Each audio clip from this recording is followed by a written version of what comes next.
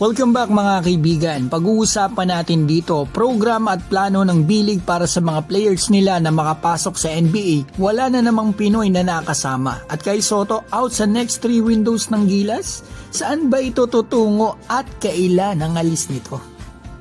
Simulan po natin sa Japan B-League. Ilang beses na po itong sinabi ng kanilang chairman na ang plano nga nila ay makapag-produce ng 5 NBA players by 2030 via B-League United. Selection po yan ng B-League na pinapadala nila sa anumang international competitions like dito last year.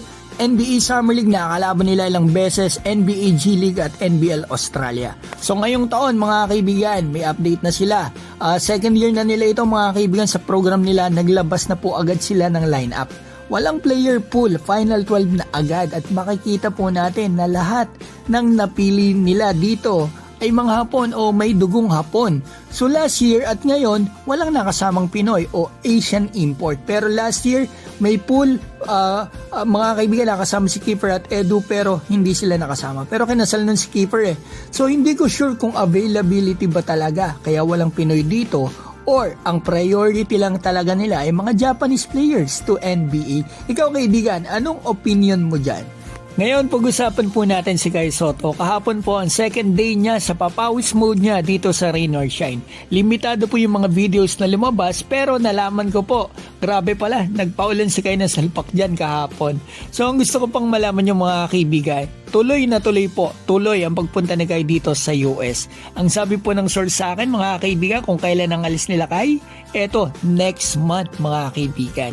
So mag-NCAA po kasi ang pambato natin at nagsisimula po yan October, late October or November at matatapos naman ng March to April kung papasok naman kayo sa finals. So in short, hindi po si Kai makakalaro sa Gilas kung titingnan natin ang schedule ng NCAA at 3 susunod na windows. Wala pang team na sinasabi sa akin ng source at ayaw ko din namang alamin muna kasi this time mas maganda na yung school nila or sila mismo yung mag-announce. Mga kaibigan, prediction ko, isang season lang si Kai dyan sa NCAA hanggang April tapos mag-aantay na siya doon sa US ng NBA Cubs at Summer League ng June to July.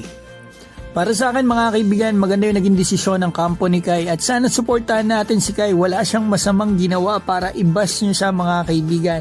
Itong ginagawa po niya ay para bigyan ng karangalan ng ating bansa. Shoutout ko po pala mga kaibigan si Dwayne Giselle, Burdzing Tattoo, Epi Mako Inc., Rex Romero, JB Santiago, Raxido Alan from Manila, Tarokme TV, Regisec, Optimega, Coach Haji, Badasan Michael at Jeffrey Jimenez. Mga kaibigan, maraming salamat po.